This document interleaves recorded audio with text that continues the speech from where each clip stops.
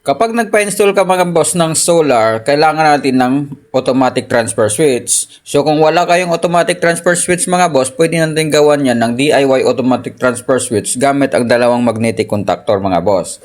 So kagaya nito mga boss, yung ititesting natin, ito po yung gawa ko na DIY automatic transfer switch.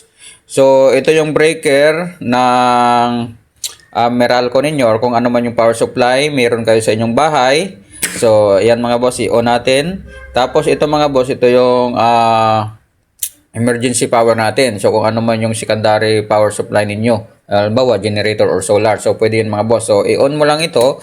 Lahat ng breaker mga boss ay kailangan naka-on. Tapos, mga boss, kung sakaling mag-brown out, so, halimbawa, mag-cut yung power supply natin. So, automatic na mga boss, magta-transfer yan gamit yung emergency supply natin. So, nakita nyo mga boss, namatay yung green. Ito yung normal power natin. So, lumipat yung power supply natin dito sa secondary mga boss, secondary power supply. So, umiilaw pa rin yung load natin. Tapos mga boss, kung sakaling babalik yung power supply natin, so, automatic na rin yan mga boss, magta-transfer na po siya. So, ito, nag-transfer na yung green. So, yung ilaw natin mga boss, hindi po siya namamatay. So, yun lang mga boss.